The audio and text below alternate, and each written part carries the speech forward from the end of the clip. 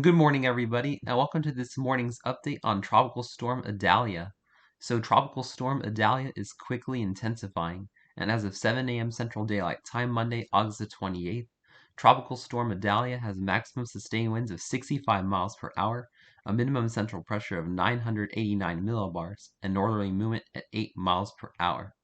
We also have Franklin with maximum sustained winds of 115 miles per hour, a Category 3 hurricane, minimum central pressure of 956 millibars, and north-northwesterly movement at 8 miles per hour, and a new disturbance coming off of Africa with a 50% chance of tropical cyclone formation in the next 7 days.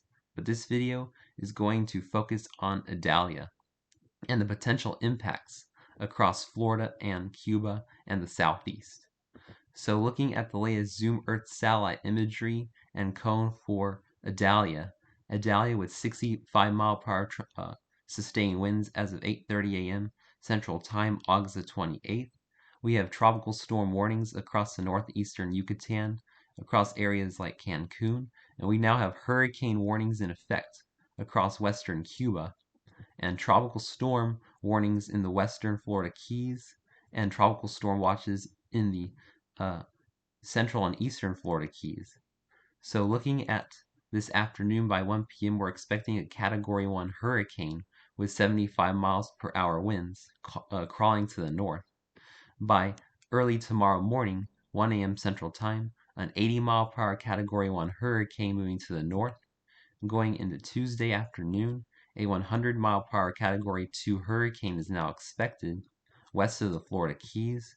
And now Idalia is expected to become a 115 mile per hour Category 3 major hurricane before landfall Wednesday 1 a.m. Central Time.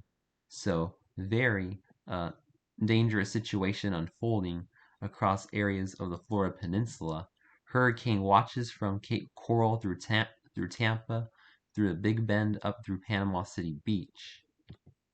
And then we're expecting a landfall as a Category 3 sometime Wednesday early afternoon in the Big Bend of Florida, going into Wednesday 1 p.m. Central Time, a 75 mile per hour Category 1 hurricane just to the northwest of Jacksonville, Florida.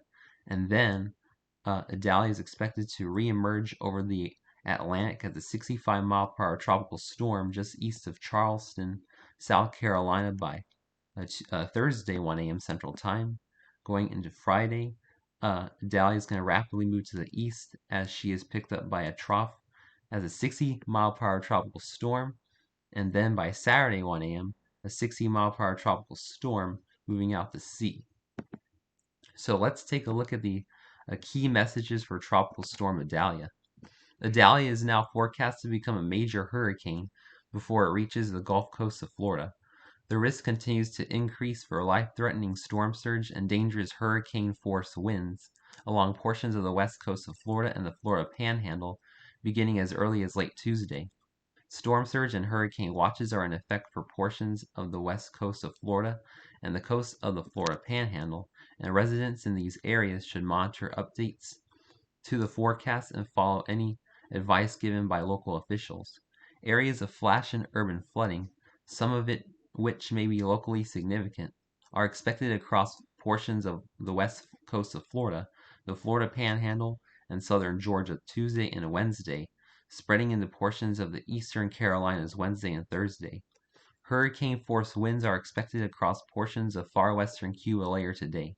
Heavy rainfall is also expected across portions of western Cuba and may produce areas of flash and urban flooding, as well as landslides across western Cuba.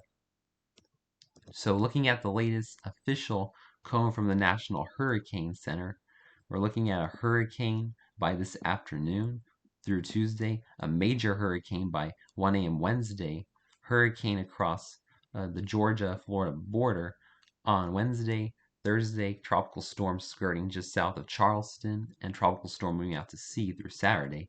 With the aforementioned hurricane warning in Cuba, tropical storm warnings in the Yucatan, Keys, tropical storm watches in southwest Florida, and hurricane watches from Panama City Beach through Tampa through Cape Coral. So looking at the impacts, Looking at potential rainfall accumulations, this is going to be from the Weather Prediction Center's official forecast. We can expect anywhere from 1 to 2 inches of rain in the light greens across much of Alabama, Georgia, the northwestern Carolinas, southern Virginia, in the dark greens in areas like Miami, up through Orlando, Jacksonville, Tallahassee, through Augusta, through Raleigh, Durham. Anywhere from 2 to 4 inches of rain can be expected from Idalia.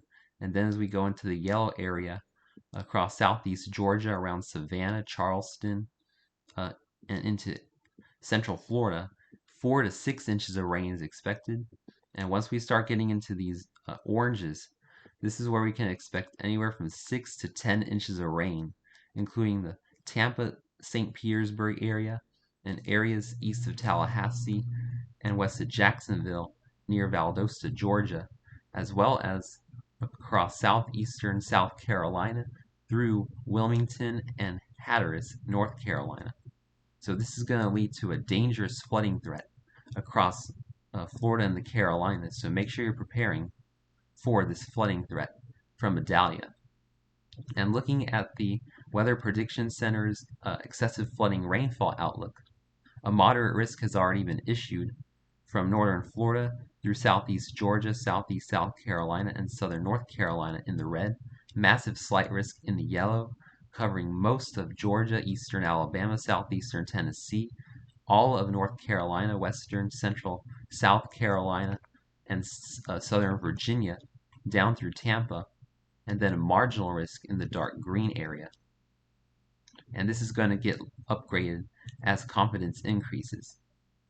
Looking at the peak storm surge forecast, we're looking at a dangerous storm surge between Aculia River down to Chassozica in the Big Bend of Florida. We could be seeing a storm surge of 7 to 11 feet between Okolani River and Aculia River, 4 to 7 feet, Indian Pass and Okaloonie River, 2 to 4 feet, and then from Chassozica down through Tampa Bay, we're looking at about a 4 to 7 foot storm surge from middle of Longboat Key down through Englewood, down through Chokoloskee, a 2 to 4 feet storm surge, and about a 1 to 3 foot storm surge in the Florida Keys. So if you live across from Tampa through the Big Bend of Florida, make sure you're preparing for a dangerous storm surge from Idalia. And looking at our tropical storm force wind probabilities, looking at very high chances of tropical storm force winds across western Cuba, central Florida, and into Georgia. And looking at the timing of the tropical storm force winds are going to begin in Cuba Monday afternoon, this afternoon, Tuesday early morning, tropical storm force winds spreading into the Florida Keys, and by Tuesday 8 a.m., tropical storm force winds spreading into South Florida. Tuesday afternoon, tropical storm force winds spreading into Central Florida and Southwest Georgia. And then by Wednesday morning, tropical storm force winds across South Carolina. Wednesday afternoon and evening, tropical storm force winds across North Carolina. We could even see tropical storm force winds in Bermuda by Thursday evening. So Idalia is going to be a major impact storm for Florida and the Southeast. So make sure you're making hurricane preparations, especially if you live from Panama City Beach through Tampa through Fort Myers. Please stay safe and have a wonderful day, my friends.